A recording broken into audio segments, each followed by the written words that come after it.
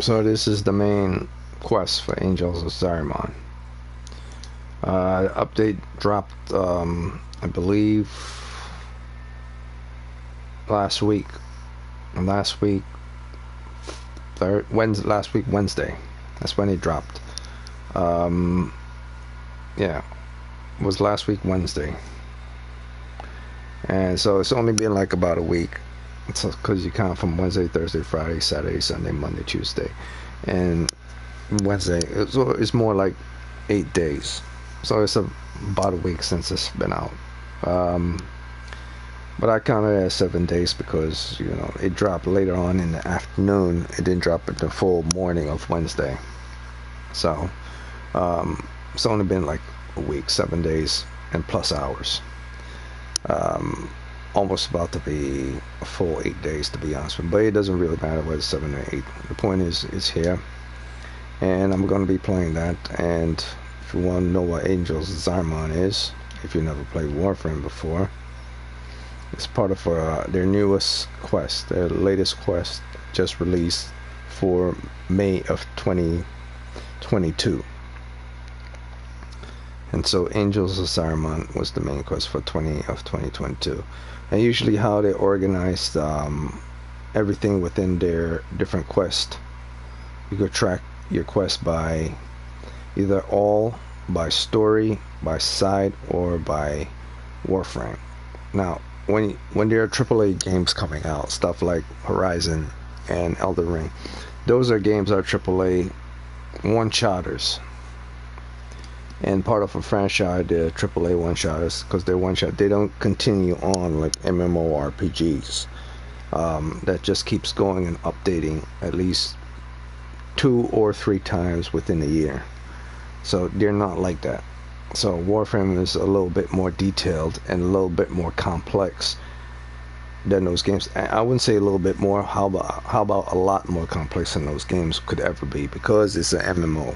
Because it has so many more things, because it requires so much more precious time and so much more effort and so much more details. So, you know, you can't compare like AAA games that are one-offs. They take them years to make and then they release it, to games that continuously growing, because then that's you trying to compare your years of making a game to a game that's still constantly evolving on a steady basis, day in and day out. Because someone had told me that, yeah, Elden Ring is better than Warframe, but like you're comparing a game that's just been like straight out the womb to something that's been a full-grown adult. You know, it doesn't work that way. It definitely doesn't work that way, because just the sheer scope of the options itself from the options menu is beyond anything that is in Elden Ring's options.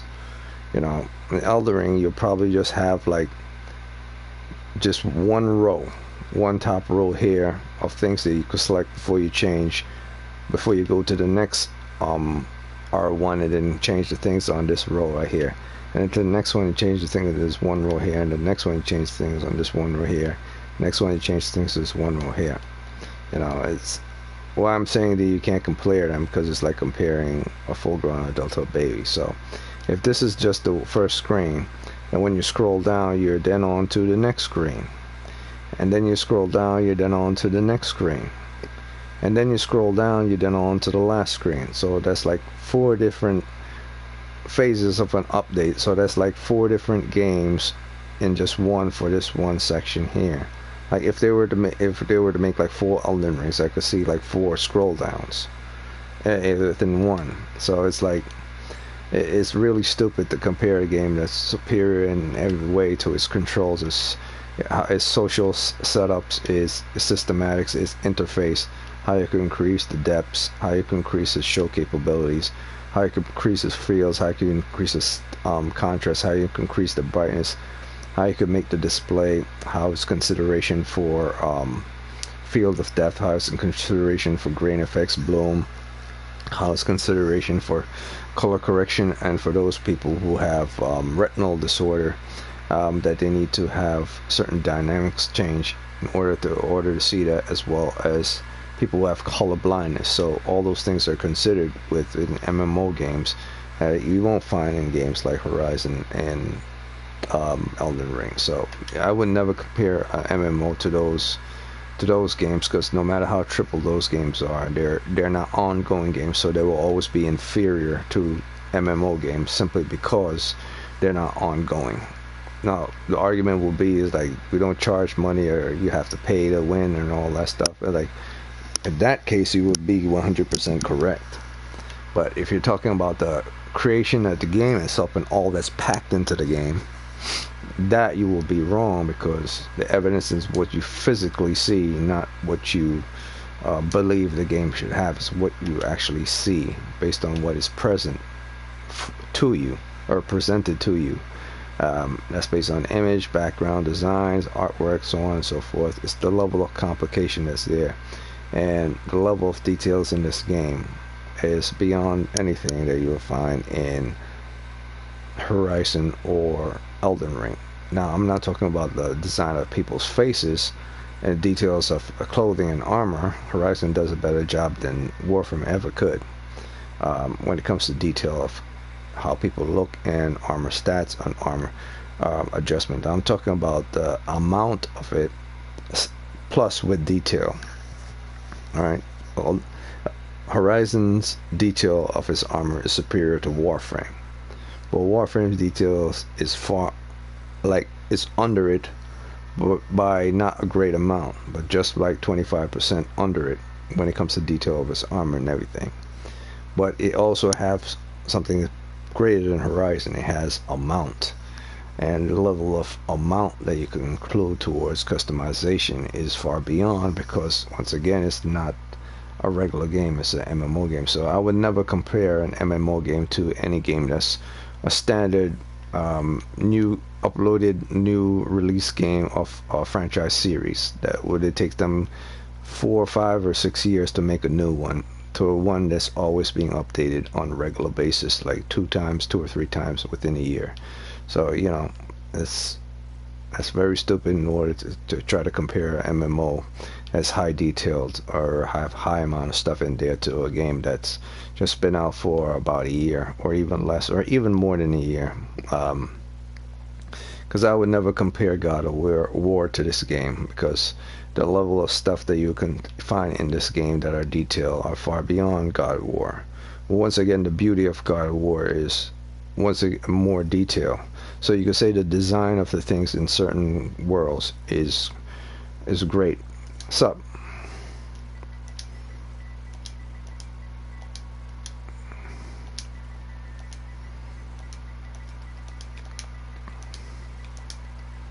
Got the items. Okay, so I'll cut the chatter and get straight to it, because I got to do trade and I got to do missions. But just want to get that out of the way. If anyone ever compare regular franchise AAA games to MMO games, yeah, I'm on finally. Yeah, okay. If anyone ever try to compare AAA games to MMO games, that's a very foolish thing to do, because the level of amount of things that these people have to continuously update within a year, it's beyond anything that AAA does. Like if Horizon or Doom or Elden Ring were to keep constantly updating their game like 2 times within a year, like if Doom Eternal was updating its game and putting more content and more different things 2 times within a year, then I could see that happening, that those games would be superior to a game like Warframe. But they don't. And so that's something. That's why you will never compare a game like Final Fantasy Online to a game like Elden Ring, because even though Elden Ring is great and considered better than Final Fantasy Online, it really isn't, because the lack of things that Elden Ring has to compare to Final Fantasy 15 is inferior. So that's how that works. Obviously, the obvious one of microtransactions being the case to solve the point is logical, but it's not about microtransactions or anything. It's about how much or what is in the design of the game itself. We're comparing things based on what's available, not on what's morally right or morally wrong. Is it like a trade? Yes. Alright, so I'll cut the chatter and then I'll just chat by using text in the game. Continue because I want to play, go back into Angels Zariman and continue to play the new mode.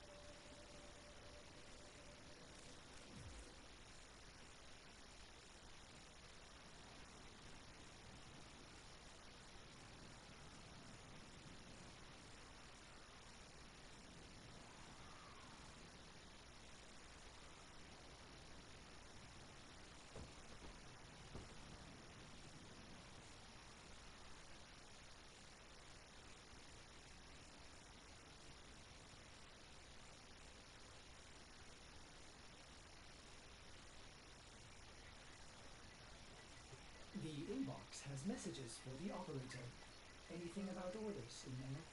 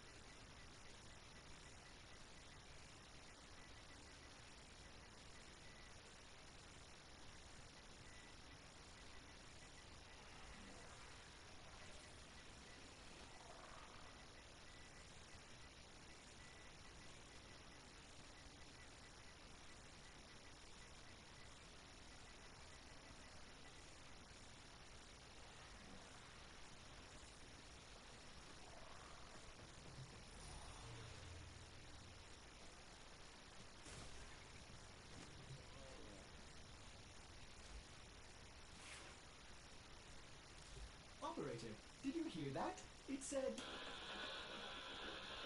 Cosmic background radiation is a riot!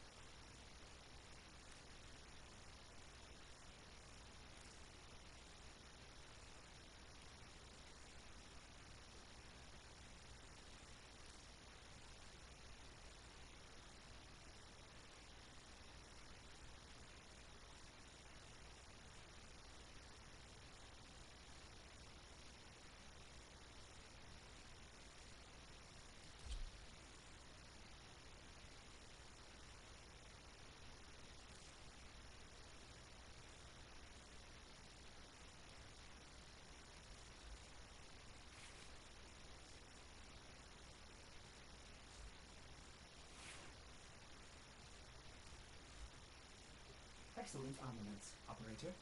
Please return... Covered in blood. Safe and sound.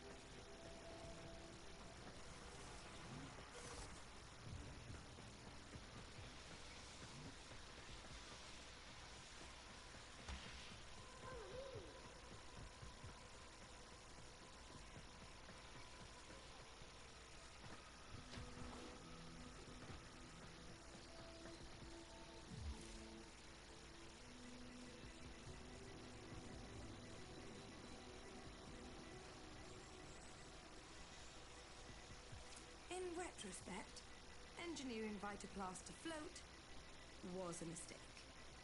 Gather up nearby Vitaplast and bring it to the ruptures.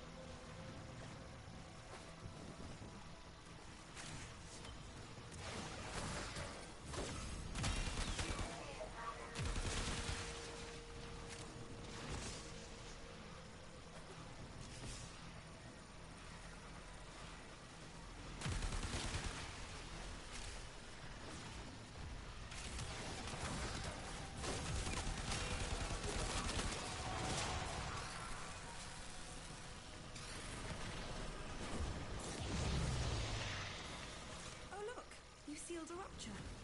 Not bad.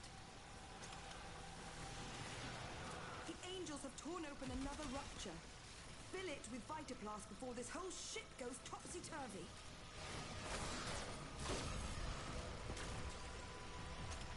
That's a Void Angel in the making. Best be ready.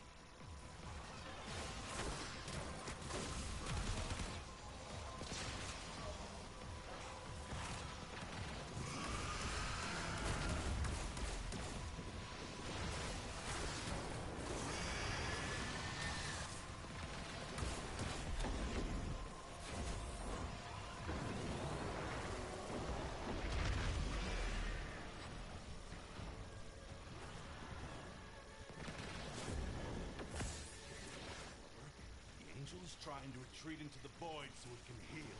Follow it and stop. You can't hurt it while those dimensional orbs are out. Use your void body to absorb it.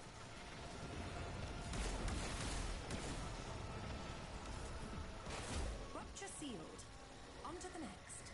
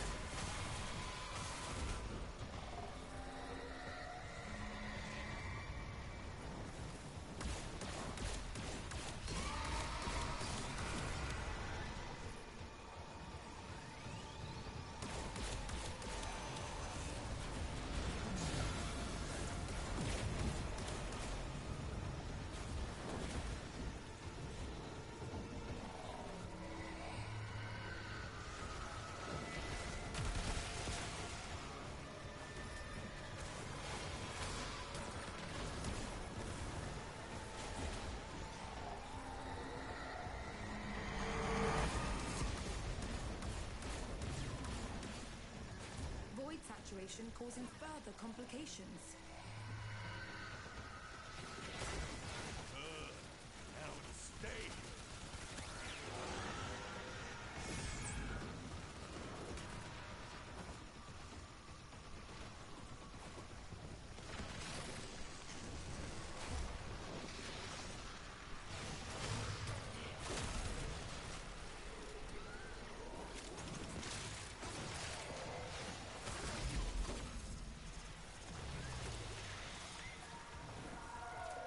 Floods have a tendency to wash in terrible things. One of those things is approaching. Do be careful.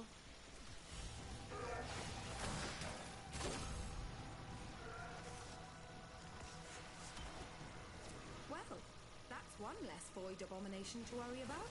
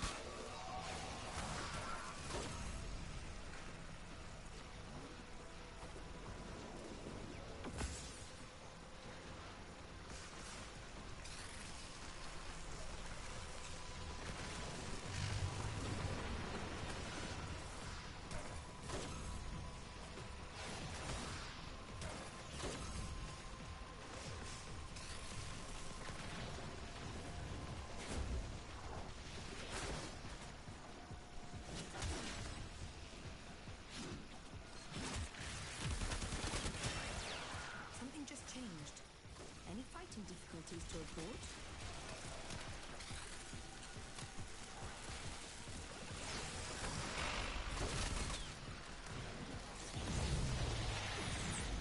Wow! Vitoplast sealed that rupture. Just as I knew it would.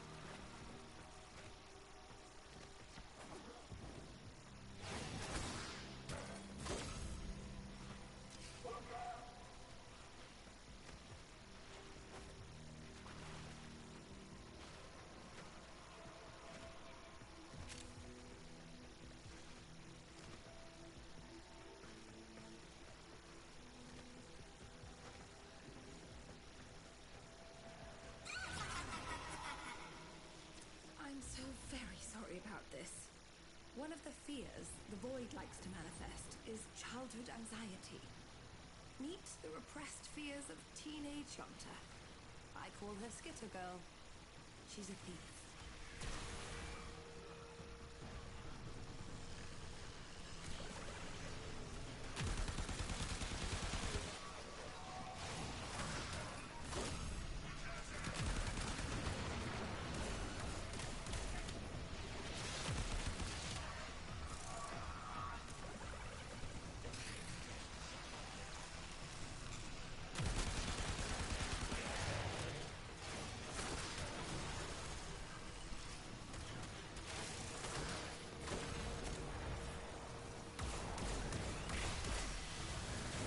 Flood has completely saturated this area.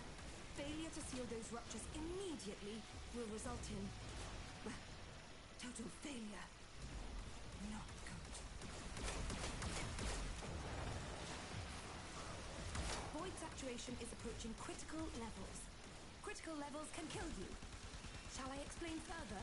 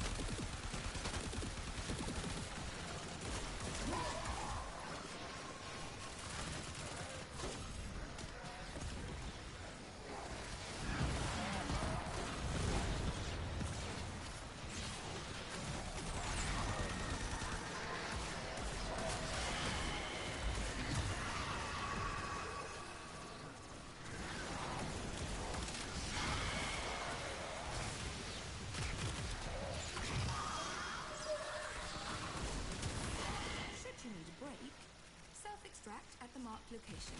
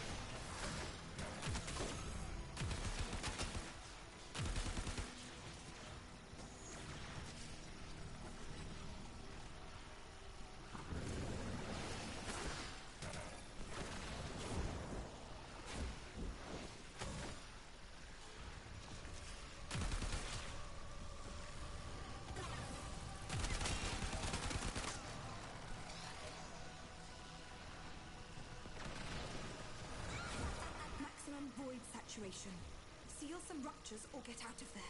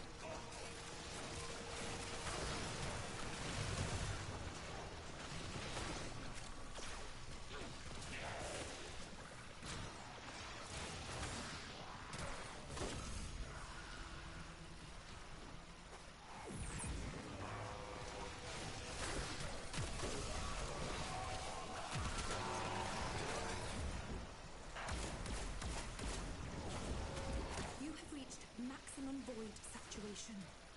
This typically results in death.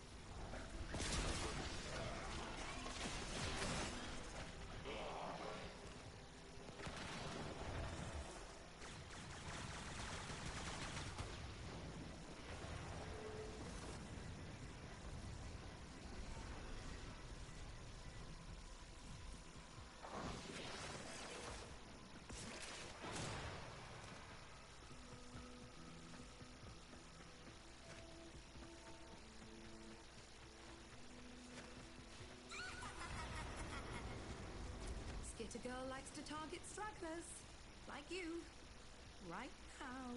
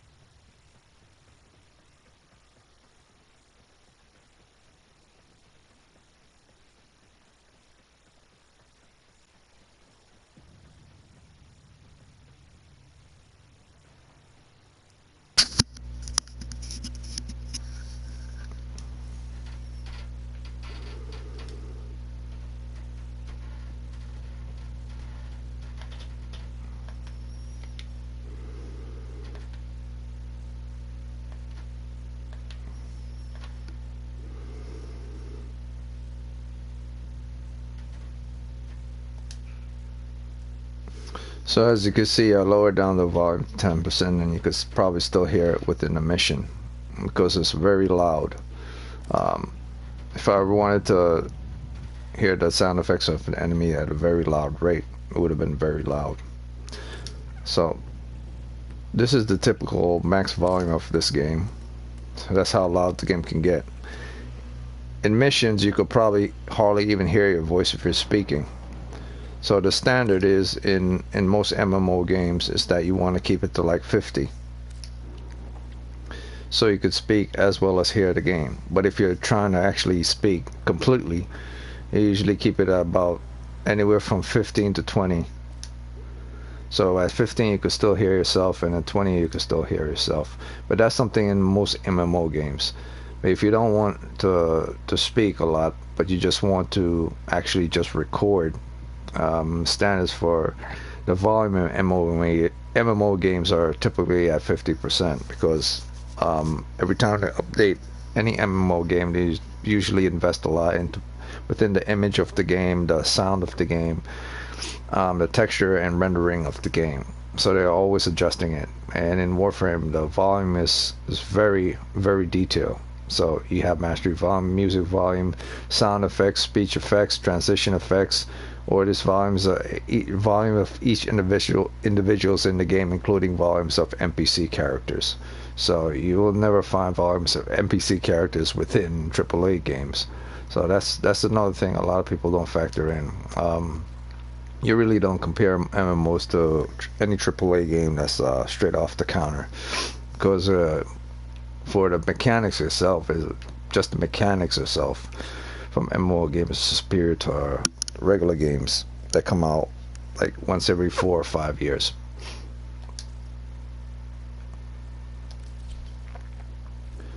Alright, so I'll just keep it quiet. And this was the Angels of Zariman quest. Pretty much the Angels of Zariman quest in a nutshell, but not the whole quest. I pretty much finished the quest itself. The quest was pretty awesome, but not better than the last quest, which was the New War. And you could replay that quest as many times as you can, as well as you could probably replay this quest as many times as you can. So for right now, I'm just farming, and I'll probably replay the quest just to see the quest again tomorrow, just to show everyone the quest, the main quest.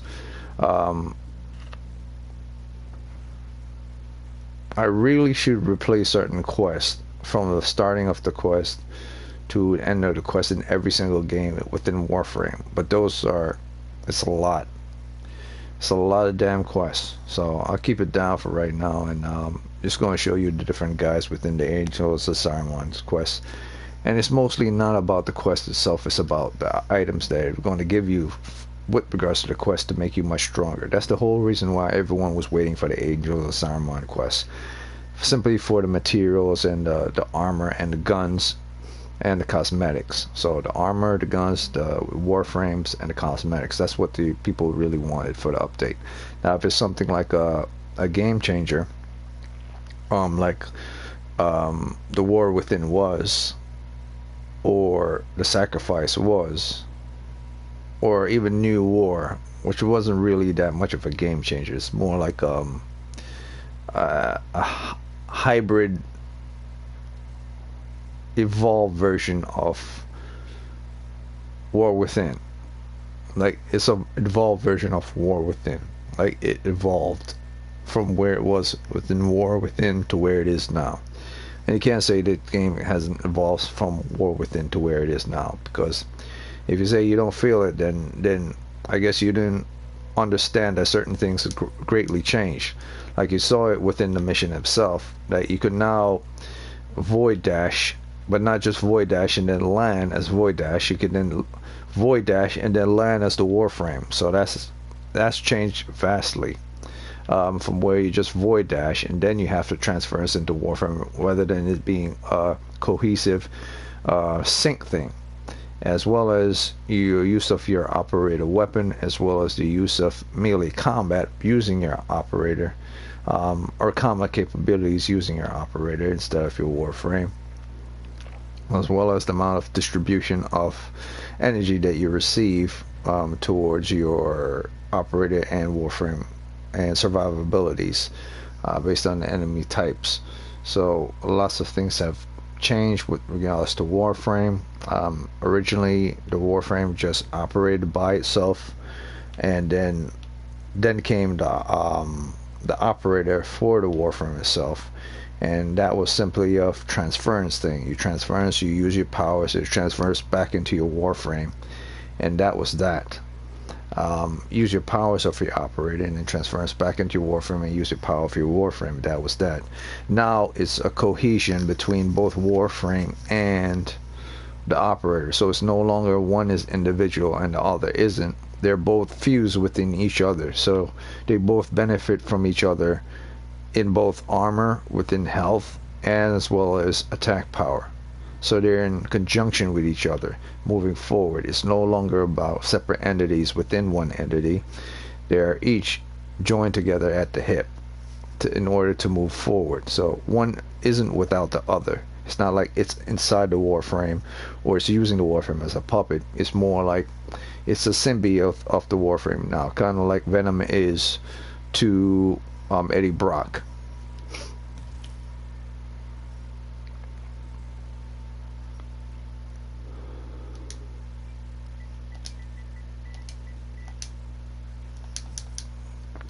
So that's, if you don't understand Warframe in that way, that's a good way to consider how Warframe has evolved. That is now a symbiotic relationship between your operator and your Warframe now. And if you don't consider that evolution, I don't know what is, because it's no longer about wearing the Spider-Man suit and having the it's no longer about having the powers of Spider-Man and then putting on the Spider-Man suit to disguise yourself to represent what you are physically in the form. It's about the suit actually more than just a suit you put on. It's a living organism as well, and not just a living organism on top of yourself, who by yourself have powers of yourself without the powers of the suit. It's now a symbiotic relationship between the powers of the suit, like Tony Stark power of his suit, and Tony Stark himself, if Tony Stark was like, say, Captain America or something. The symbiotic relationship between the suit and Cap's power of super soldier. So kind of like the suit would boost the super soldier powers even more by just wearing it. And in relationship, vice versa, the suit would get a certain amount of whatever vitality that Cap has in order to make itself last longer, simply based on his genetic anatomy. So they both work in cohesion to each other, just like Eddie and Venom. So that's how I know Warframe has evolved. It's no longer about operator and Warframe working separately, but fused together as one, like tag teaming in battle. You get out of your operator, you do your attacks and so on and so forth, and then you tag team, and then you're back into this, because this is what transference is. Transference is like the tag team. So you transference out and say, no, I got this, I'm going for a body slam, and then you go for a body slam, and once you've done the body slam, or you pick up the person and do not the body slam, you do the a rock bottom, or it's not even a rock bottom, you do a clothesline. You clothesline, and then you tap the character to do a continuous clothesline, and they tap him, and then you continue up the clothesline, and then you fall backwards. So it's like a tag team. That's how it was with Warframe and Operator, once the Operator was introduced within the Second Dream, and then evolved in, and then updated in War Within. But it's no longer dependent upon tag team anymore. The tag team doesn't exist anymore. The tag team are now two individuals within one. So when you now go for a clothesline with your operator, you're not just clotheslining with your operator, you're clotheslining with your Warframe as well. Because once you go for the clothesline, you jump into to attack the enemy using your powers, and move forward by void dashing. Within the instant, you press the button, I think it's the circle button, and then your Warframe clothesline the enemy. So you avoid dashing and you avoid blasting, or you avoid pushing the enemy, and directly after you push them with the ability or dash through them or blast them, you continue to up that blast with your Warframe blast, and it's very instantaneous. It's like 1 second, whereas out here you have 1 second to get out your Warframe, and then 1 second to get in your Warframe. Get out, do your attack, and then it has a delay effect of 1 second, 1 second to get out, 2 seconds, actually 2 seconds, 2 seconds to actually get out and get back in. So 1 2 3 1 2 3 4 5 6 7 8 9 10. Okay, so it's more like 10 seconds. So let's see, 1 2 3 4 5 6 7 8 9 10. 1 2 3 4 5 6 7 8 9 10 11 12. Okay, so it's about 10 seconds. 10 seconds between you transferring out and transferring in. However, in combat, that's a different story. The moment you transfer out and you blast at an enemy, and then you go out to follow a physical attack, the execution of the attack is much faster, because you can now go for a blast and follow up from that blast to a direct physical shot attack with your Warframe within just 1 second. So in battle, it's different from transferring in and out. In battle, is now like a symbiotic relationship of following up. So it's like a choke slam or a body slam, or what is it called, a 4x4 slam, or an off the top ropes body slam. But it's not like a tag situation. It's just more like an instantaneous situation where you can't even tell the difference that the tag happened. It just happened so fast. So it's like an instantaneous thing. Like if Eddie Brock was to go for a punch towards a supervillain, he would probably break his hand. But within that second of him going for that punch towards that supervillain and break his hand, Venom actually symbiotic powers go over his hand and turn his hand into Venom's hand now, and able to go for that clock towards the enemy's face and knock him down. Because a normal guy, even though Eddie Brock is supposed to be strong, will probably break his hand against someone that's super powerful. But with Venom's symbiotic hand fused over his hand, within that instant, that's how it works. So that's what I'm saying Warframe has evolved. It's no longer a delay in the relationship between the DDK or the body slam. It's more like an instantaneous relationship now. So it says it has evolved, I would say, and use the word properly, evolve. Just not updated, is more evolved, because originally everything was lag and delay.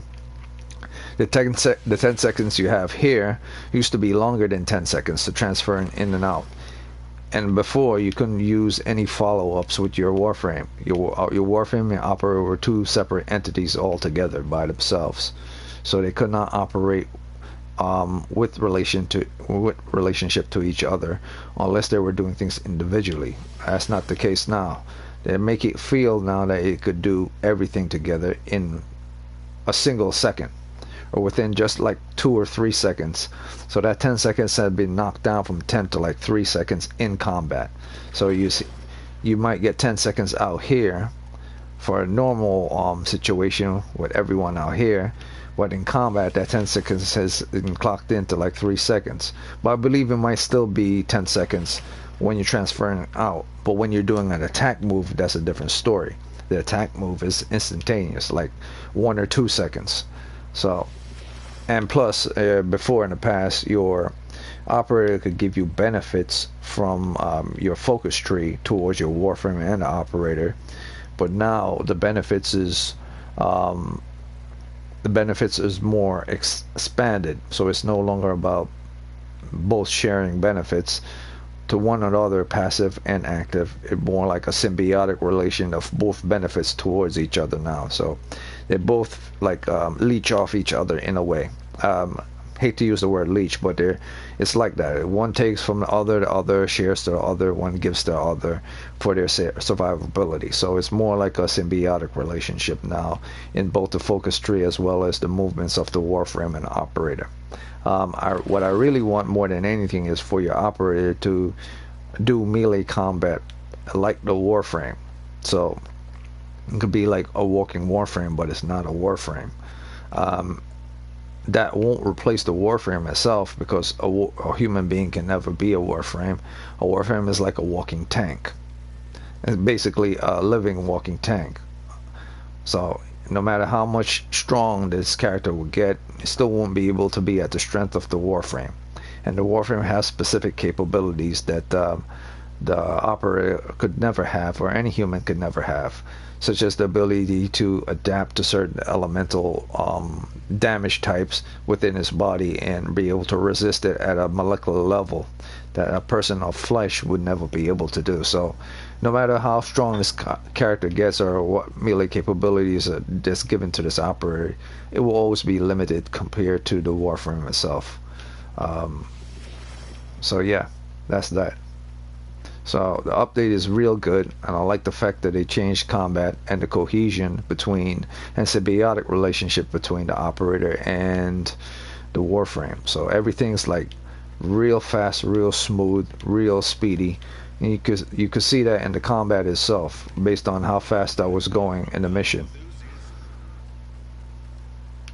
Oh, so this guy. Alright, what you got, man?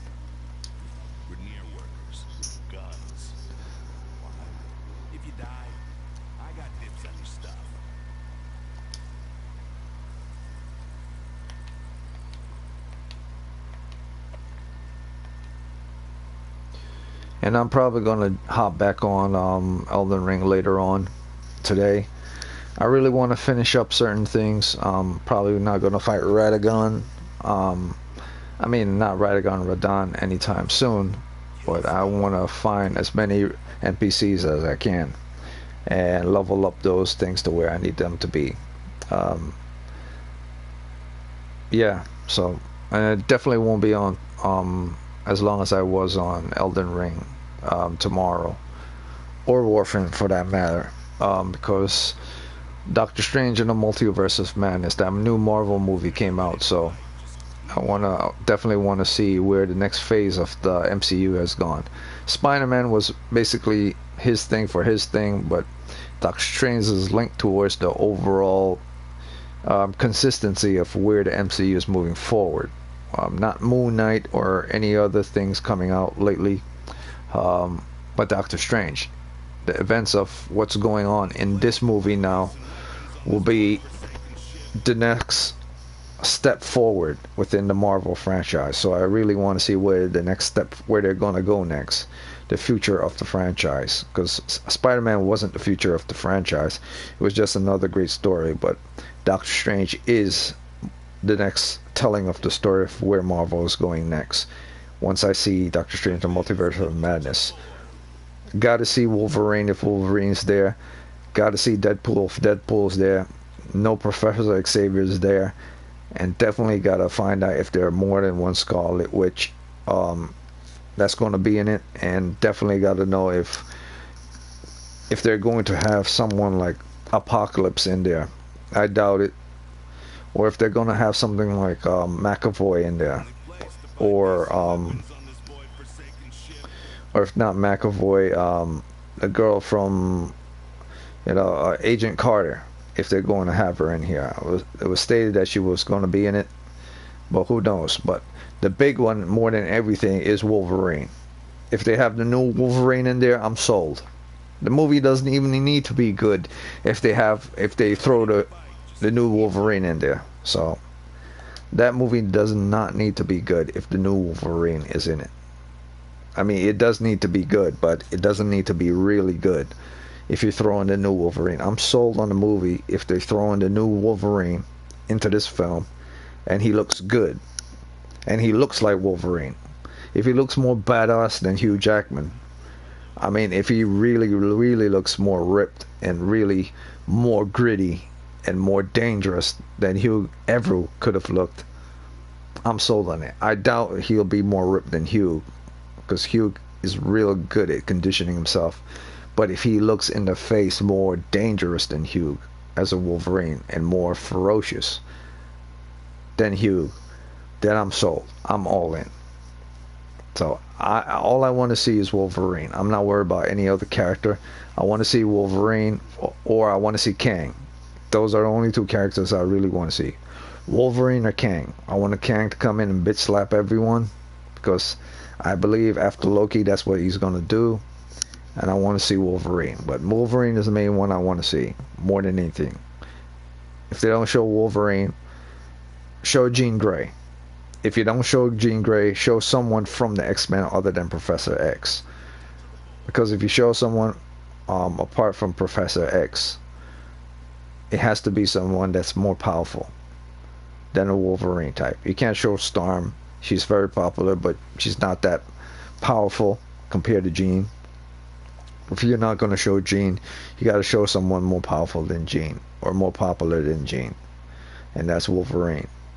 And if you don't show Wolverine and you don't show Jean, then you got to find someone else that's more recognized, more popular, and greater.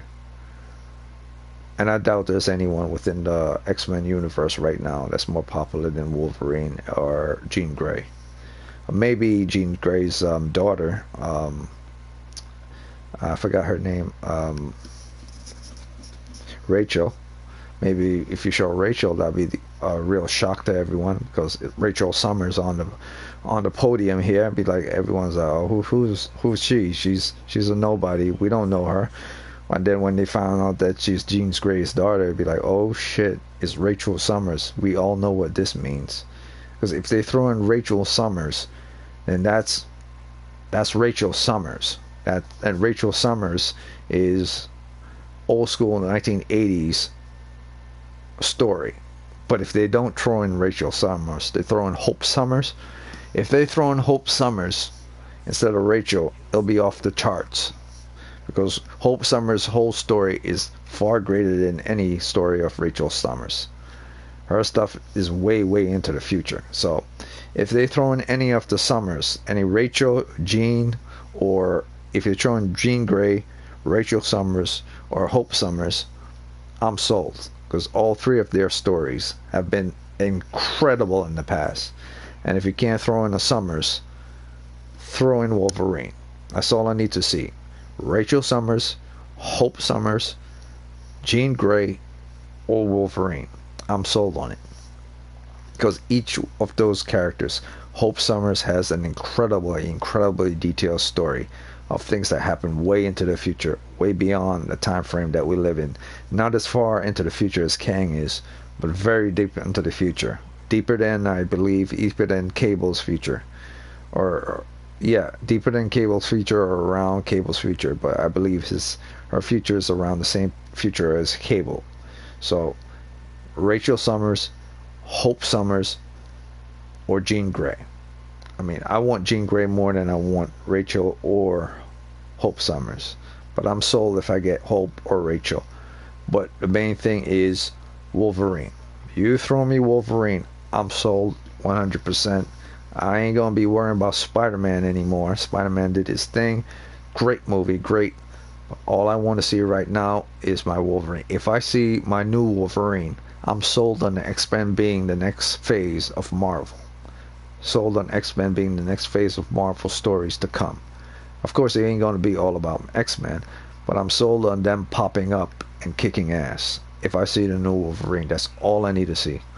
So let me continue the story of Warframe and keep playing.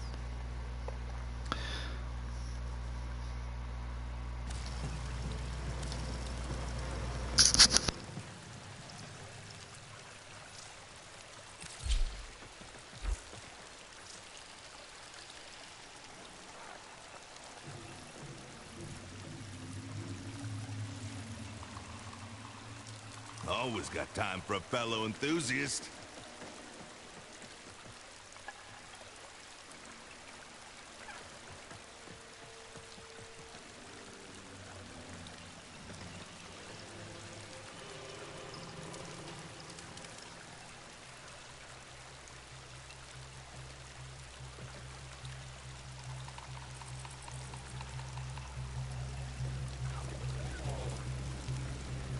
Weapons with a touch of the void.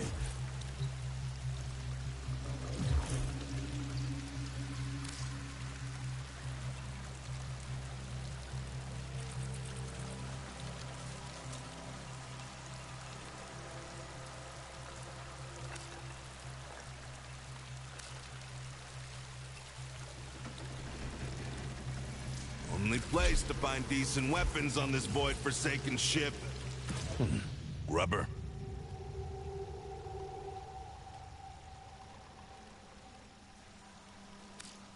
All weapons guaranteed. Not feeling it. Stay sharp.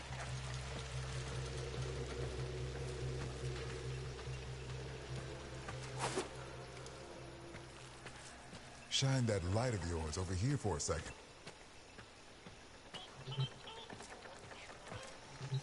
Ready to deploy you wherever you can do the most good.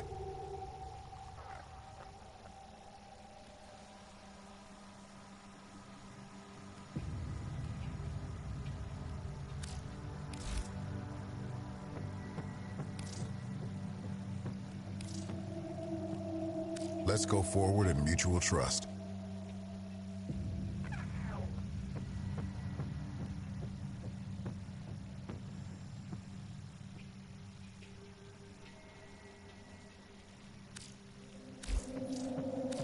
One hand for yourself and one for the ship.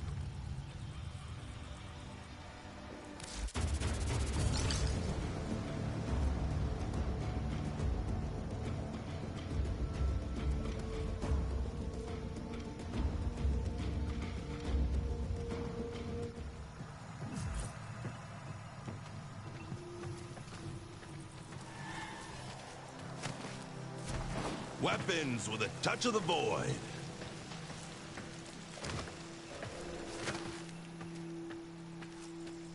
Look at all the hours I spent struggling to understand eternalism, and here you are, embodying it.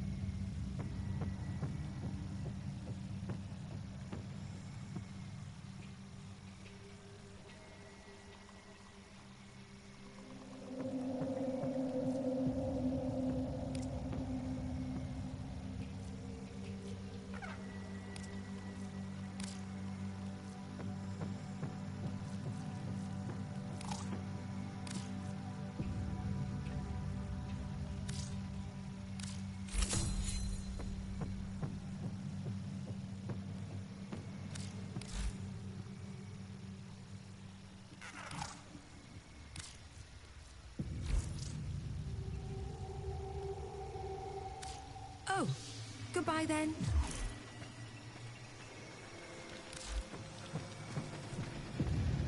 Oh, I'll say this for the Zariman kids.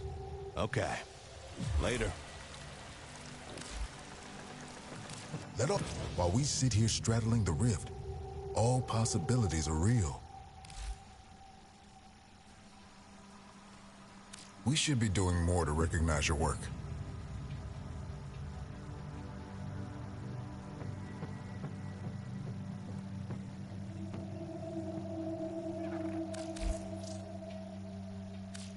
We stand or fall together.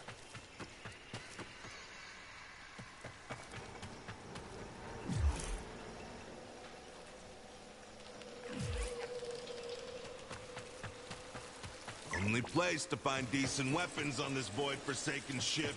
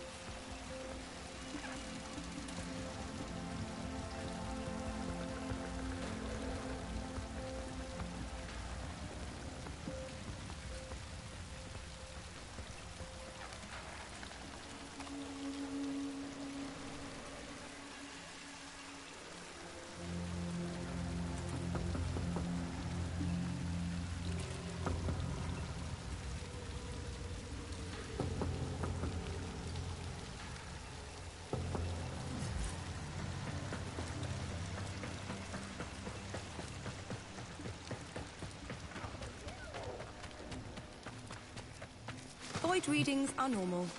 That's nice.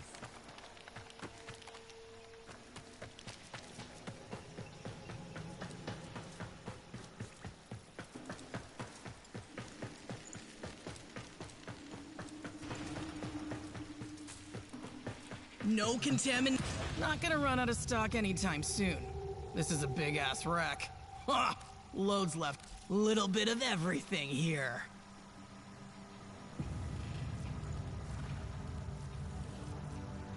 Damn. I need to up my... No need to limit your imagination. These selections are void wild. Think you look good already, huh? Mind how you go, kid.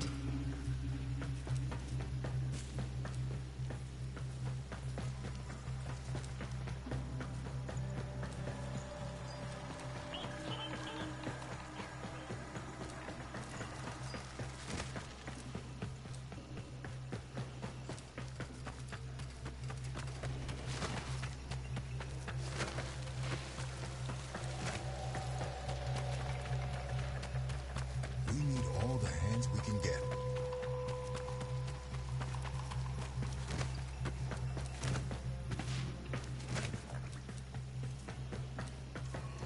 Students, do any of you know where the Zariman acolytes are hiding?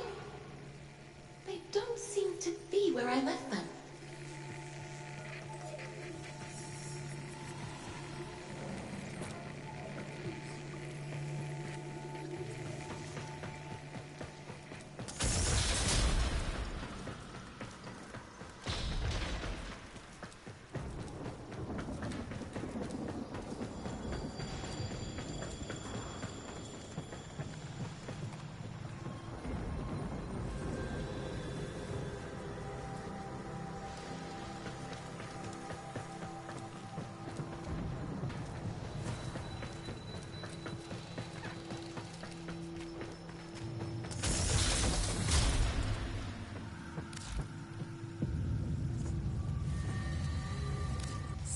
Sharded casualties piled up in the high...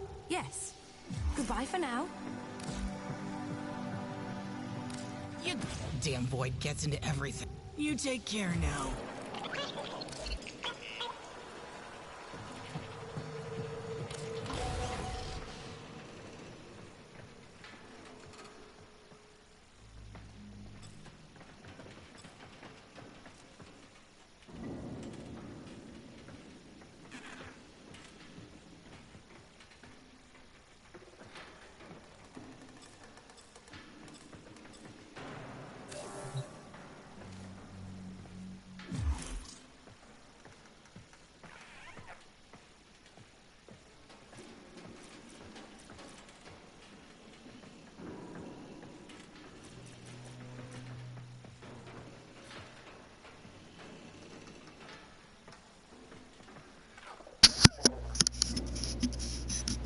So I gotta figure out how to get this plums down.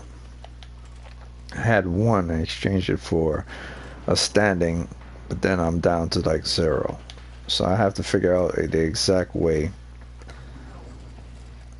I have to figure out the exact way in order to get the void plums. I know you do missions like the one I just did in order to get them, but I know the drop chances like 25% for the ones that you want, and 75% for the down ones drop chance. So I probably have a couple of downs. It's probably something that I'm not seeing, or I need to exchange it, or I need to crack it open. It's probably something the same as, let me leave this mission, leave this location.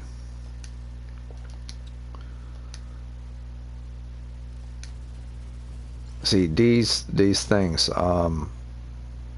void gel orbs, are probably the same as relics. You have to open them in order to get the void down. Or maybe it's the Andrade lanthorns. You need to open them in order to get the to reveal the secrets. So what I just did was to farm them and probably have to go outside and get a specific mission in order to open them. So the game is not going to tell you, but maybe it does tell you. So I'm going to go back to my ship and look up what these plums are and how you could unlock them or get more. So one thing I credit MMO games from is that they explain a lot of things in detail that regular games don't. Even some AAA games that are franchised that make every 4, 5, or 6 years. So yeah, that's the one thing I like about MMO games in comparison to other games that release every 4, 5, 6 years. It's like they're willing to invest a lot because their income is mainly based on consistent updating their stuff, which means that they have to always bring money into the equation in order to do stuff.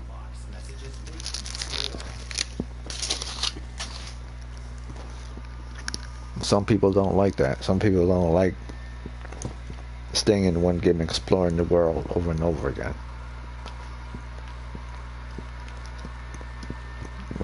But we'll see.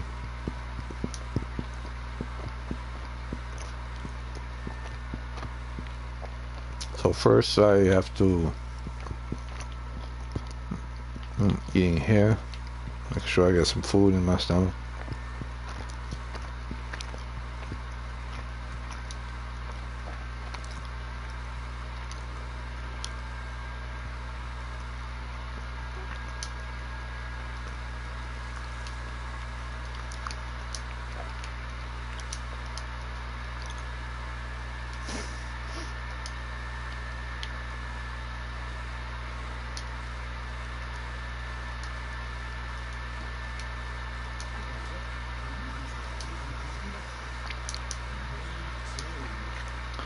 So I have to go and trade with this guy soon, because he's asking for a specific mod. I really need to look up, based on the universe, the type of fall into relics and arcanes. Would it be in relics or arcanes? No, relics and arcanes are relics and arcanes.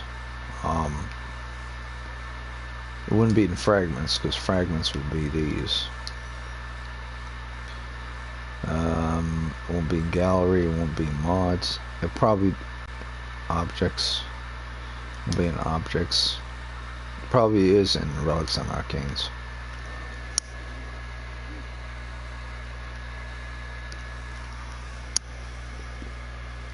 It's just that there's so many relics and so many arcanes, it would give you a headache. So yeah, it's not there. So it's virtually, this is a new type of resource to the game, so it probably won't be there. So let's go to different type of training. That's it within the game.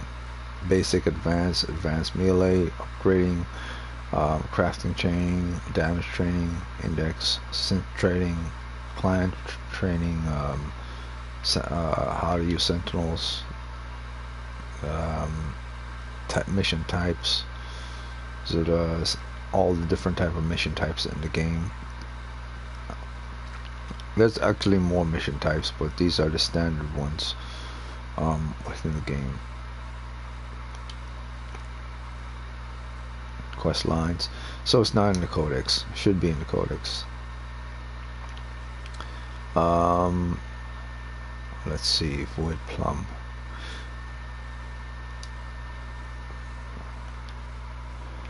Razorback. I gotta do that tomorrow as well. Razorback one.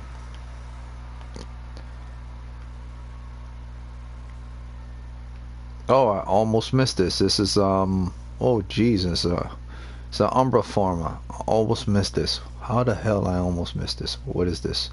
This one is Orokin Matrix. Okay, that's very good. Umbra farmer is very good.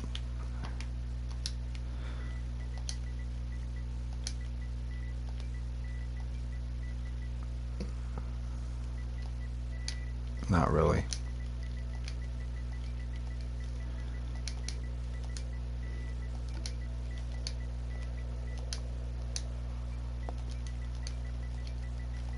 By the way.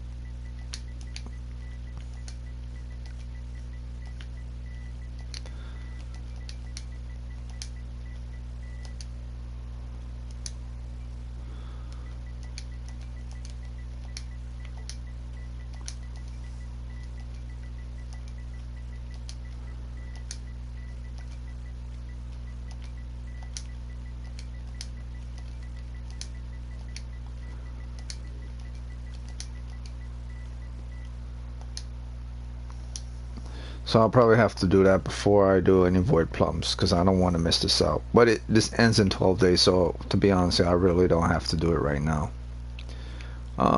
We gotta figure out the void plum thing.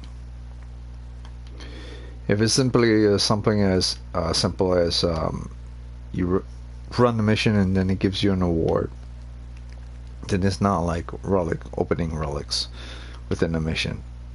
It simply has to do with certain things you have to do within the Zariman ship, and I gotta figure out what you gotta do within the Zariman ship.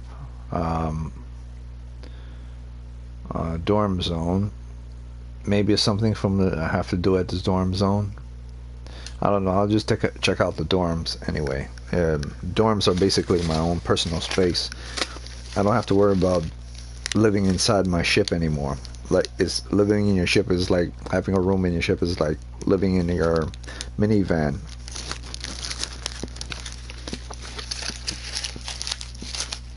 Or living in your trailer. So I now have a actually dorm room. Not a house. They haven't given me a house yet in the game. But I now have my own personal dorm room.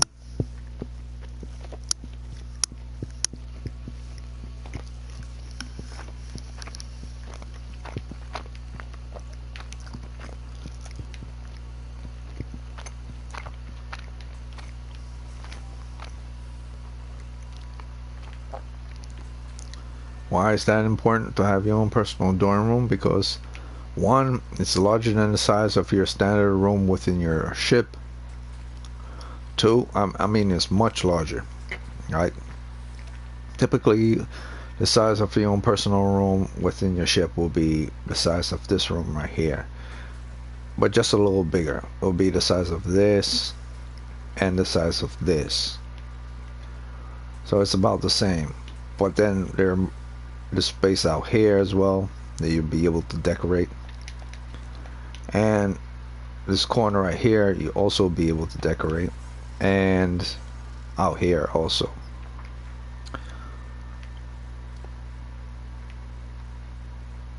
I'm not sure if you could decorate inside the elevator, but you'll be able to decorate inside the elevator. And that's not the end of your dorm. Your dorm and decorating your dorm probably be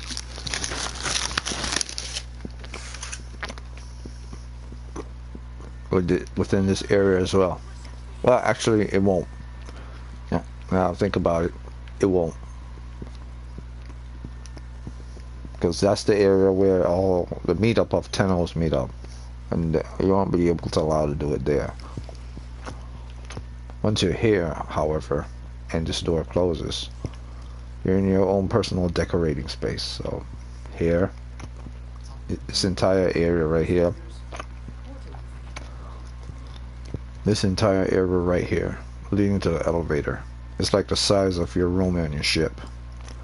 So it's basically the room within your ship has tripled in mass for your dorm room, because your dorm room here and here, it's kind of like the size of your ship, but then there's a space out here, and all the way to here. There's also like the size of the space in the ship. And then there's this area right here, which you can consider to be almost like the size of your ship, just a little bit shorter. So it's like 2.5 more the size of the room in your ship. So it's like 3 times the size of your room in your ship, or at least almost as 3 times the size of the room in your ship. So it's a far more bigger space. This is a big space for you to decorate outside. And this is also a bigger space than the one on your ship. Right here and here. Now I'm pretty sure they're going to update the game even more and make this door open sometime later. Yeah, they're gonna make this door open sometime later. That's why this little icon is on it. It means it's accessible, but you can't open it yet. So in the next update, that's gonna open. So anything that has a yellow marker on this door, it means that there's something that has to be updated in the future. So this open area right here is big enough already to decorate, and the interior is big enough to decorate. So just to show you the scope of what I mean, to have your own personal dorm room.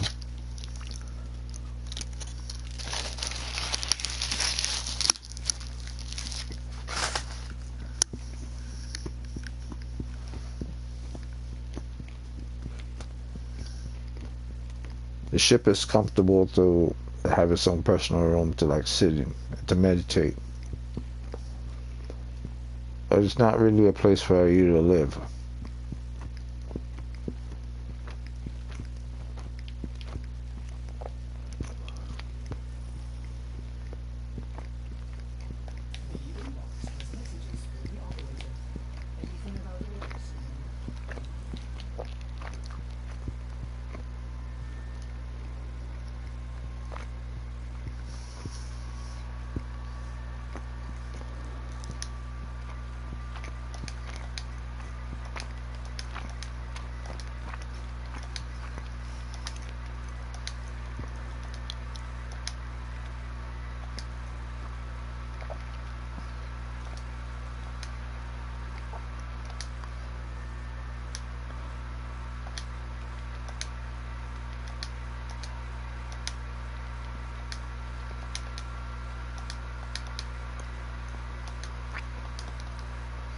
Okay, so this is the personal room itself.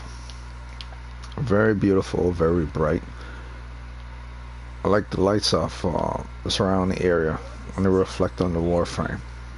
And I like the enclosed area. So if you think of it from the point of view of from the door itself to here, and around here, from here all the way here to this end to the door itself, that's like the quarters of the dorm interior area.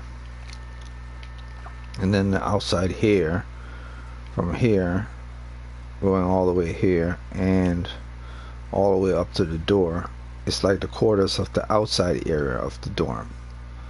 So it's basically like an entire ship. Your dorm area is an entire ship. This is a totally different subject all of itself. Like this is a, so basically your ship is slightly bigger, just slightly bigger than your dorm room. But for your living quarters, from here all the way to here, the dorm area is far more superior, far more spacious in width, and far more lengthy in extension as well, from that beginning to that ending, and from here to here. So the interior of the room itself is far bigger in both areas, and the exterior is not as wide as here, but is far more lengthy from here going all the way to here. So either way you see it, it's a pretty big place for decorating, a bigger higher as well, and longer as well from here, and also higher as well and longer as well in here. So there's far more you could decorate with, rather than feeling trapped within this ship or enclosed. You now have far more breathing space of upper and width from left to right. See, width from left to right here is far more contained, whereas the width from left to right within the Zariman ship is far more expansive. So I like the fact that I have a more breathing space in order to put certain things rather than to be enclosed all the time. So I like it. I like having a room rather than a sitting area where I can meditate in. So there's no beds, there's no place where you make your coffee or any of that stuff. See, I had to take this design, this decoration that was offered a long time ago, put this tea set here to sit and meditate. So there's a sitting area right here, and there's a little table right here, and that's about all you'll get. And if you're going to sleep, you'll probably sleep on the floor, so there's no bed or anything. So it's a sitting area and a meditating area. But Warframes don't need to sleep, so that's the whole point of why there was never a bed designed into the ship, because Warframes don't sleep. However, operators sleep, so that's the reason why the Zariman ship exists, and the dorm room exists now, to give the sense that the operator can now have a place for themselves to sleep into, meditate, and so on and so forth, rather than the Warframe that doesn't need it. So after I do this trade, I'll probably do one more mission to get those Voidplumes, or maybe they're selling those Voidplumes within the market. They're probably not expensive either. Because today I don't think I have the time to do another farming session.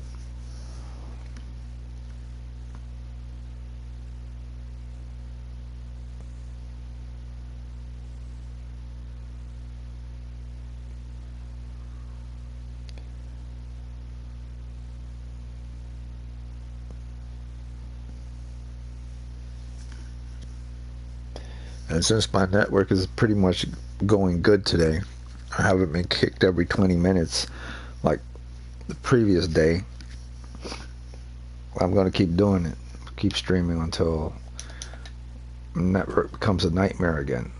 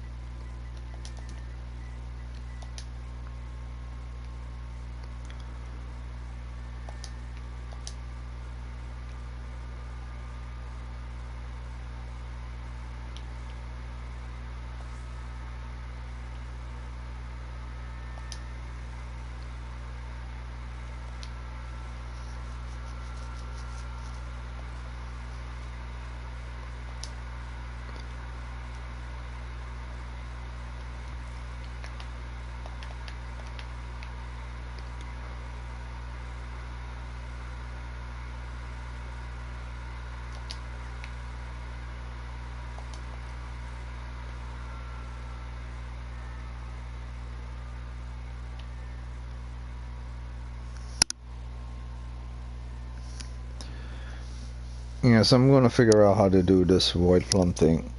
I'm pretty sure I got at least one in the mission, and I gave it to that woman for 5,000 standing points. But I'm pretty sure I had more than just one.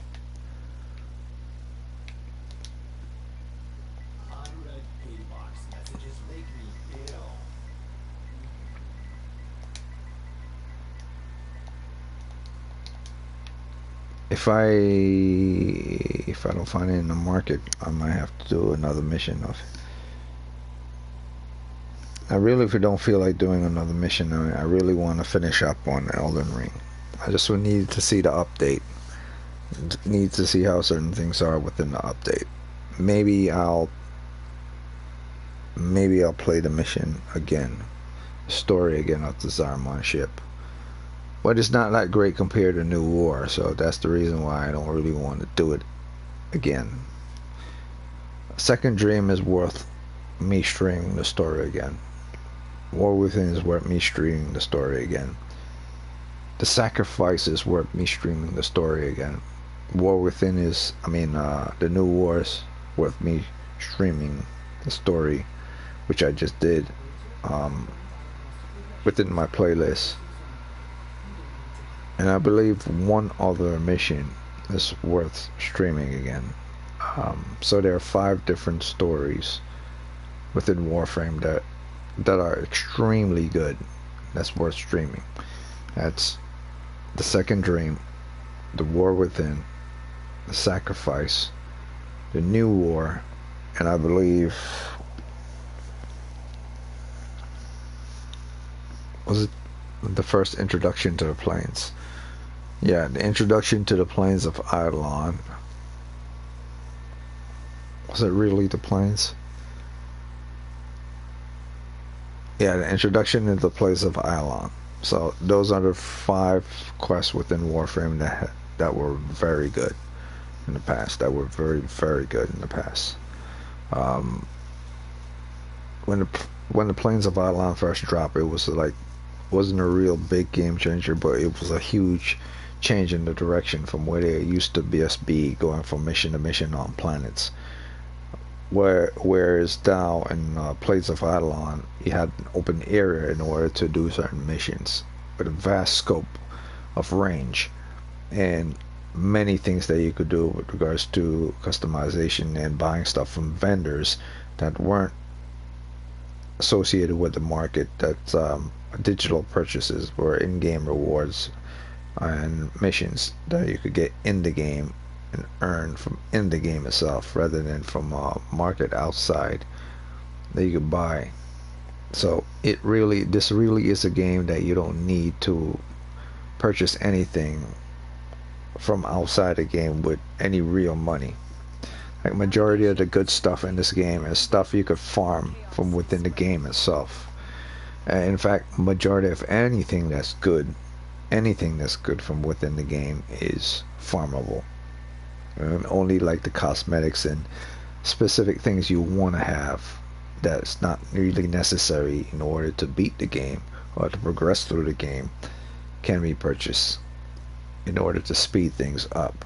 But they're not necessary in order to speed things up, because there are methods in order to farm things fast if you're willing to team up with certain people in order to do it.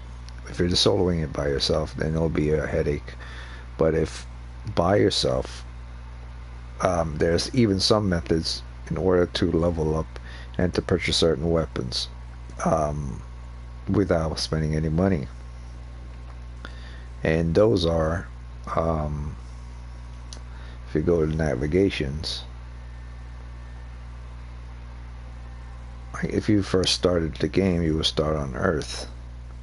And if you want to level up and to purchase another Warframe, if we're going to start a Warframe, you'd have to beat the boss of this planet. And so, by beating the boss of this planet over and over again, you get drop chance of his parts.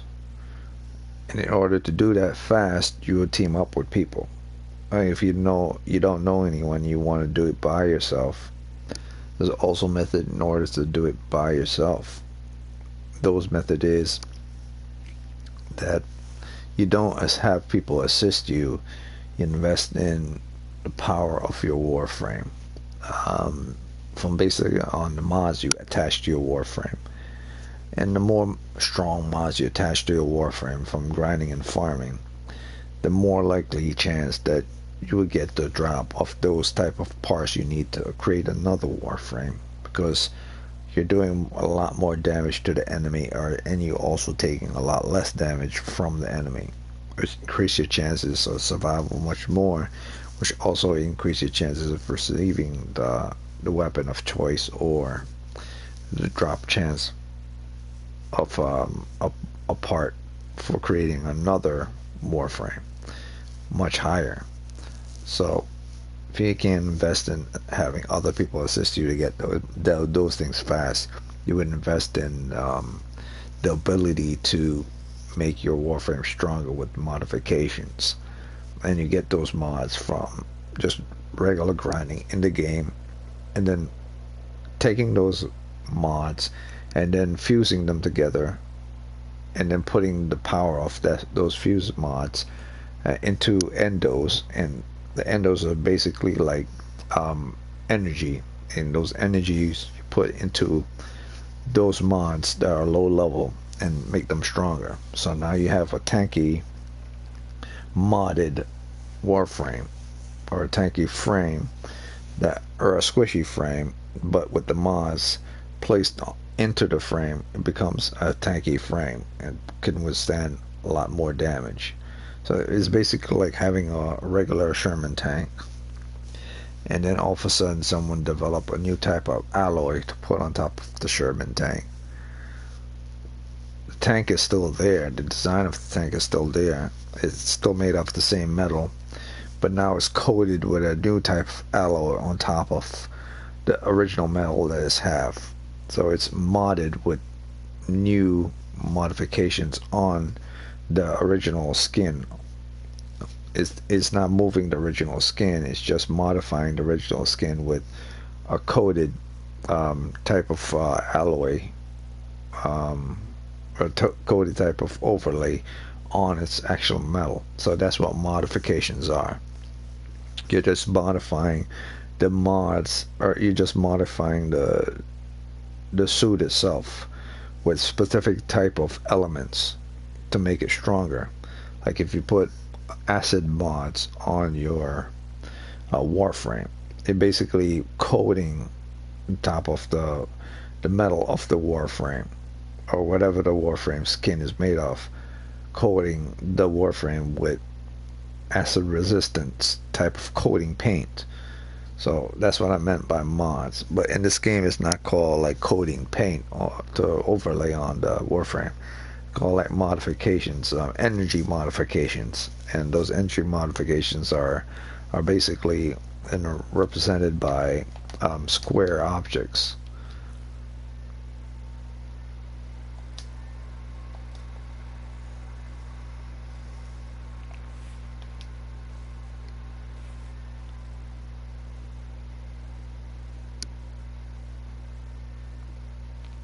Square objects, well, not square objects, rectangular objects. So the rectangular object simply looks the way it does and looks like modifications, and you say, well, yeah, I want to get this modifications, but how does that modification look on the Warframe? Does it look like a rectangular object that has the energy on the Warframe, like a slot within the Warframe that has a rectangular shaped object like these does? It probably doesn't whatsoever at all. This rectangular choice of design for you to put onto your Warframe are basically just the representation of how they wanted to show modification slots, because the Warframe has modification slots within the metal of its actually chassis, within the metal of its actually neuroptics, within the metal of its actual legs, and so on and so forth. So the modifications are in there. The modifications just don't look square in shape like these are. This is simply for our purposes, the player purposes, to see it in a different way than how other games have their modification for certain things. So in Warframe, their modifications are how they do certain things are in the square shapes with these indication icons on them. So that's basically all that is. The mods don't actually look like this. It's just, these are just representation of what the mods is. The mods probably don't even look anything square in shape at all. Probably just like fluids or energy, or whatever they are. But this is just a description of what they are and what they do. So that's basically it is in a nutshell. There's nothing more I could say, except I want to figure out the whole Voidplume thing, and I want to see if if they're capable of being purchased. And if they're not capable of being purchased, that's another good thing. You don't have to purchase Voidplumes at all. You can earn them in game, and that's the way it's always been with Warframe. You can earn everything in game, or you could choose to purchase it if it's purchasable, because they make certain things purchasable and they make other things not, because based on whether to piss off the gamers or not. So this is a very community friendly game and very player friendly game, and it's something that's going to be around for quite some time. I think only idiots think Warframe is just going to go away. They don't understand that if a game evolves or a game updates at least 2 or 3 times a year, eventually it's going to get to that point where it's bypassed its limitations and it's went into different exploration territories. So let's see, maybe it's a miscellaneous.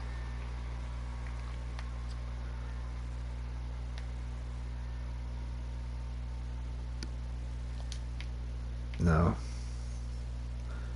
Another thing about this game that's vastly changed is the menu for things in market. That it's never used to be like this. It's very accessible now. If you get down to mechanics of how to do certain things, how to access these different drop downs or pop-ups, because these are called rectangular row pop-ups. Whereas originally, when you create a website, if you scroll on this and the name Warframe is highlighted, and then you see a design image once it's highlighted on the background, it usually drop down will fall in a vertical motion. But for this one, the pop-ups or drop downs are in a horizontal motion here. And once you scroll over each, you see a miniature image within each of those. So it's very nicely done. It's very detailed.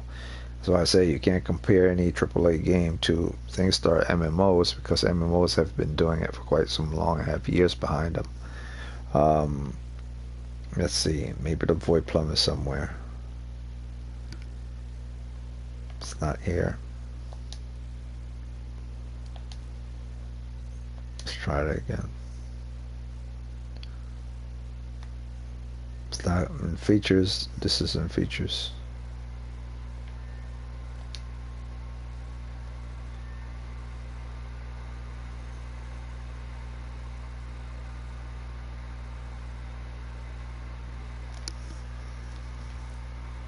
Turn the volume up a little. Can't hear.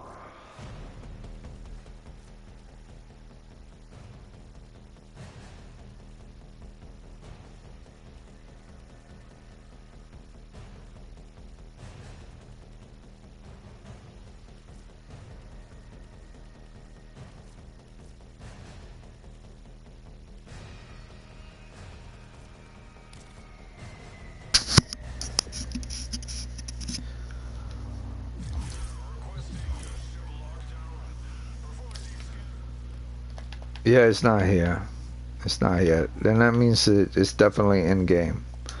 If it's not here, that means it's definitely in game. Definitely in game. See, and that's another thing that's good about this game. Not a lot of games will do that. Most games, that if you want something that's good, you have to purchase it. Mostly all the average stuff or stuff a grinding game, and every once in a while you get something that's very good. in game, but most of the really good stuff is stuff you purchase. So in that case, those are those shitty games that do that, like Ubisoft games. That's why people say that they like Ubisoft, they like For Honor and stuff, but like, why do you like For Honor? Like, really, why you like For Honor? For Honor is basically battle pass stuff, like asking you to spend a lot of money so you could be able to beat people easy. Yeah, screw Ubisoft. I don't give a shit about them. Also don't give a shit about those people that made that stupid ass game. I don't even remember it. It's so dumb.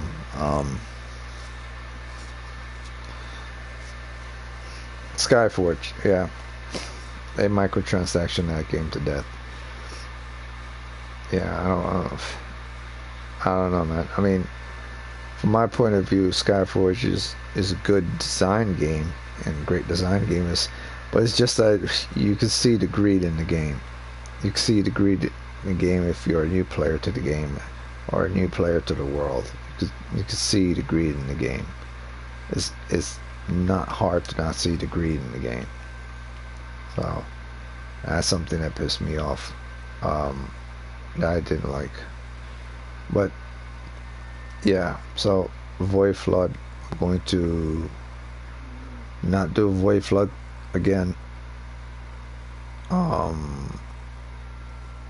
But I was pretty sure the Voidplume is something I could.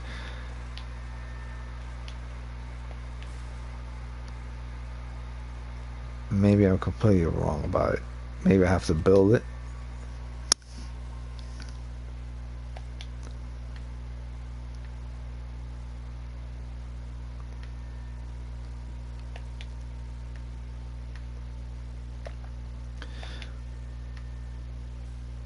Whatever the case are, I'll probably have to go online and figure it out. Or maybe it's simply a matter of doing a mission over and over.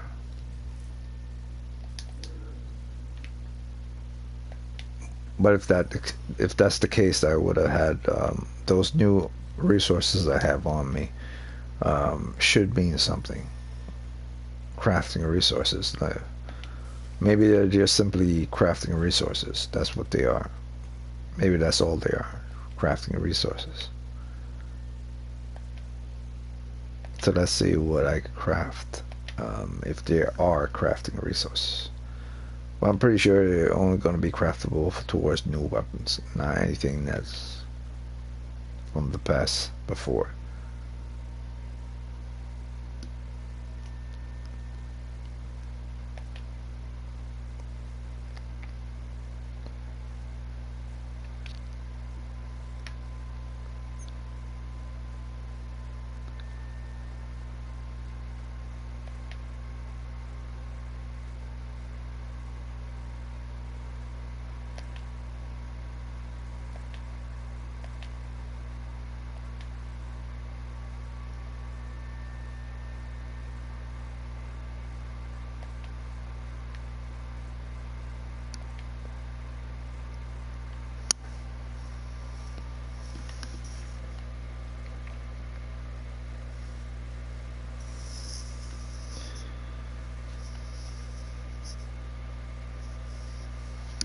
Okay, so I'll go back to them just one more time. Maybe there's something I miss.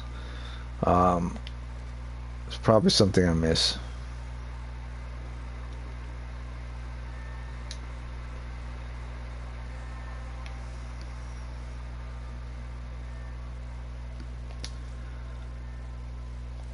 It's probably something I miss. If it's not something I miss, then that means I have to do a mission over and over again. If it's not something I miss. But I'll probably end it here. Even if I didn't miss anything, I'll probably end it here. I want to continue Elden Ring, where I last left off. And since my network isn't gonna use that opportunity to actually continue stream. Because I guarantee tomorrow I'm probably not gonna have the same luck.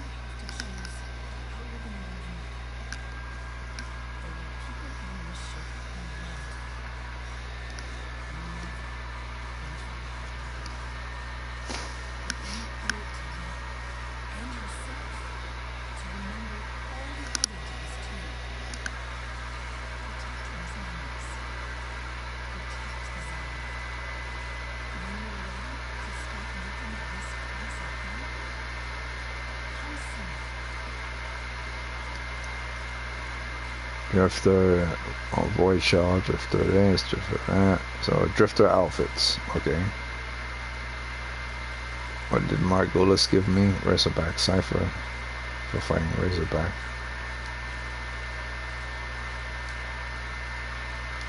So basically a little gift from her.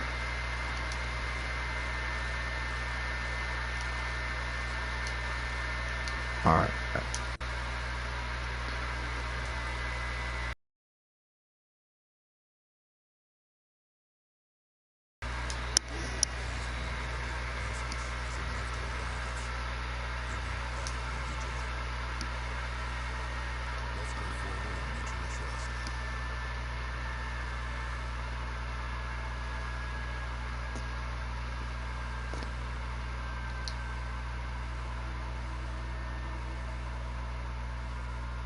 So I'm at neutral territory, and my daily standing is supposed to be 25. We should be doing more to recognize your work. I was pretty sure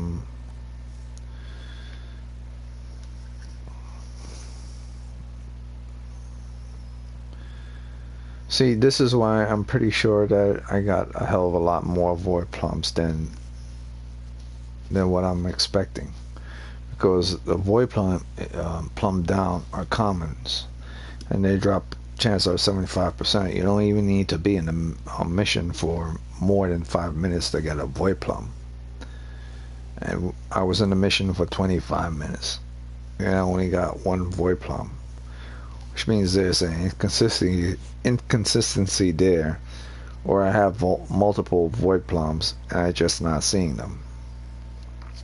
So let me just check my inventory.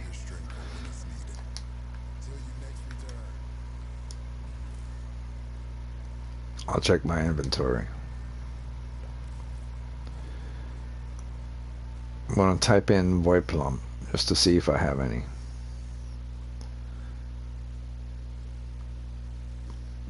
But I'm assuming maybe the first mission I did was bugged out.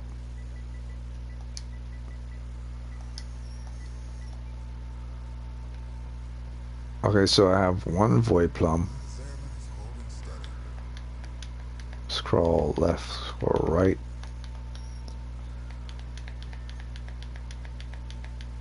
Okay, so I have one void plum. So basically I got 2 in the mission.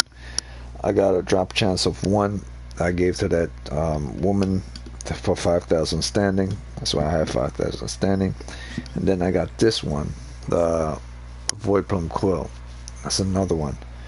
So I got at least 1 every 10 minutes within the mission. So I got 2.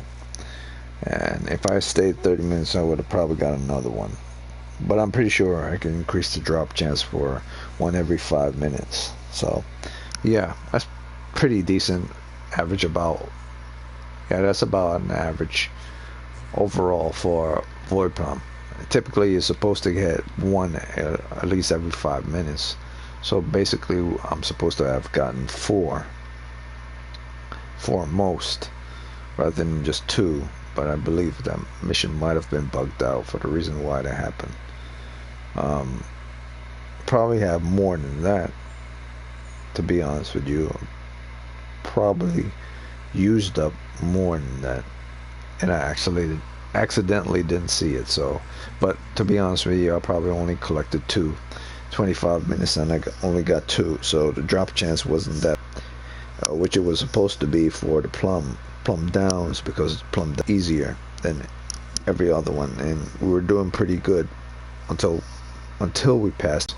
So it's kind of weird that we only got 2. But that happens sometimes in MMO. Sometimes you just won't get the drop. It doesn't even matter your performance. Well, for right now, Warframe is looking good. Warframe is looking good. Everyone's playing the new update. The update is pretty good. The mode is pretty good. And the new type of enemy, status type, is good. The regular Grineer enemies have been updated towards Ballistica type enemies, where as well as the Corpus, as well as the Corrupted, and as well as the Infected. They've all been channeled to be like elite type of creatures that spew out elemental effects outwards.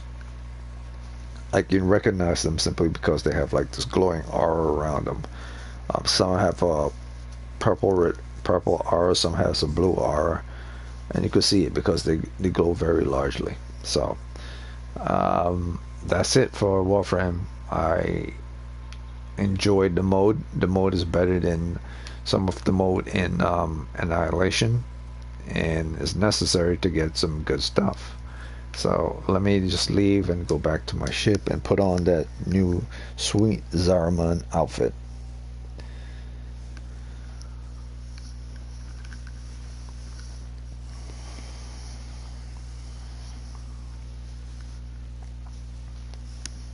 But the mode is okay. It's not great. It's okay. We thought they would have done more with it, but this is what we got. So it's okay. It's not terrible, but it's okay. It's meh. You know, it's okay. What isn't meh is the weapons and the outfits. That's pretty sweet. The mission itself, not that sweet.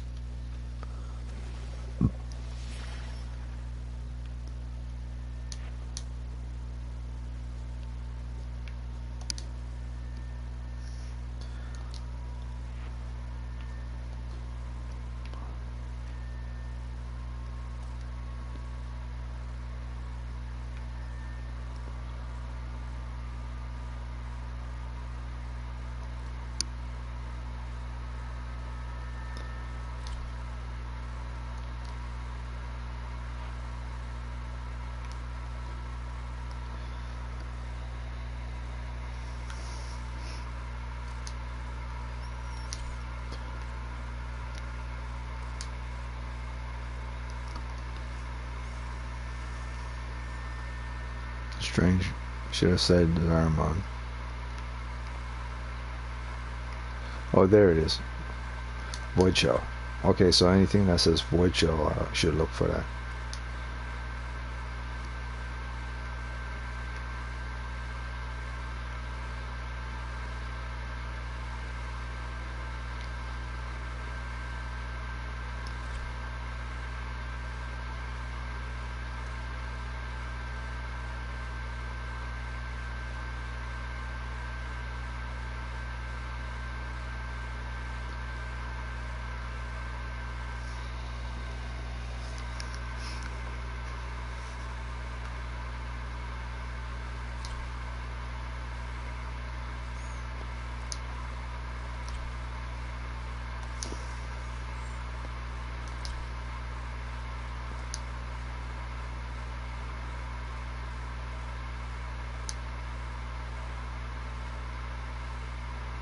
How is that?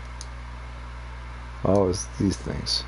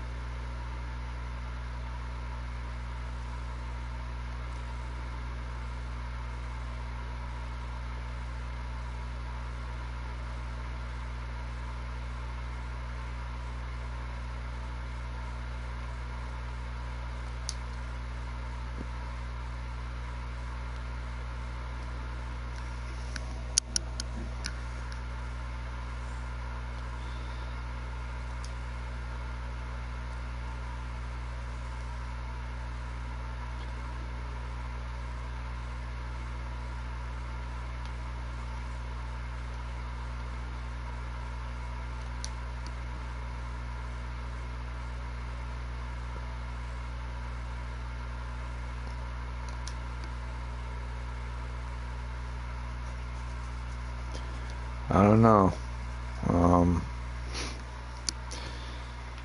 About to hop off right now. I guess this is okay. Pretty decent looking suit.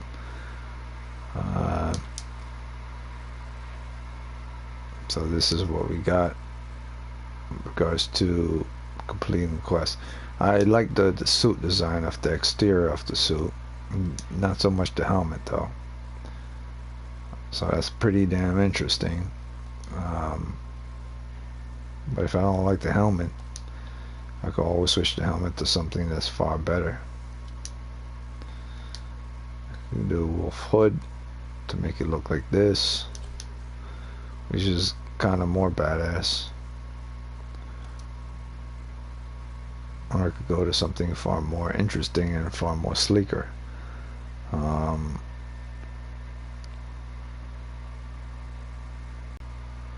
And if I go with this, I guess that works too. But it doesn't look as sleek as the others. See how this works with it. Nah.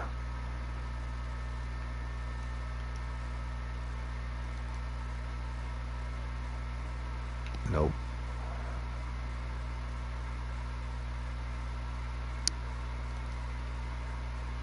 Definitely not. Nope. Seems to work best with this one. But I believe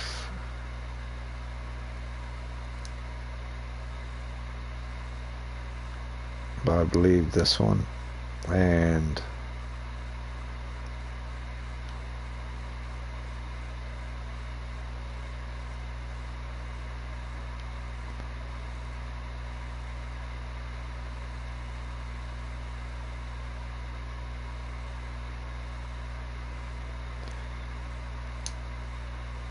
yeah, I'm gonna go with this one. Actually, no. The one I had before, was it the wolf? No, it wasn't the wolf. Then I forgot. Not gonna waste time on this, to be honest with you. Gotta keep moving. Yeah, I'm just gonna select this one. This looks far better anyway. Wonder if the jacket works better.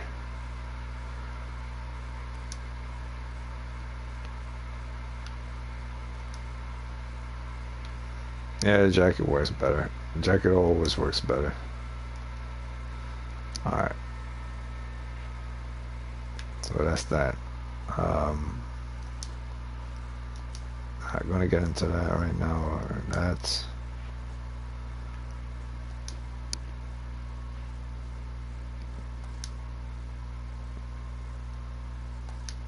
It's that, and that's that. And yeah, it's kind of cool.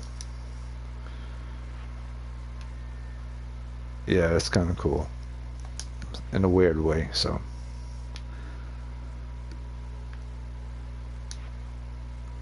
Operator, did you hear that? It said cosmic background radiation is a riot. features, no, I don't need to worry about features.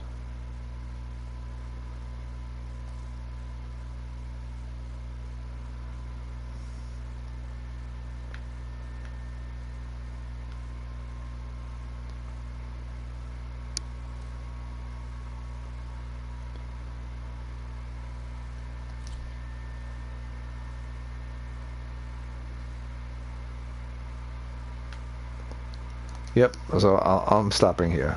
I'm going off on a tangent, wasting my time. Yeah, I'm gonna stop here. I already did the mission and everything. I'm done. Can't even see the video anymore anyway, so I'm done.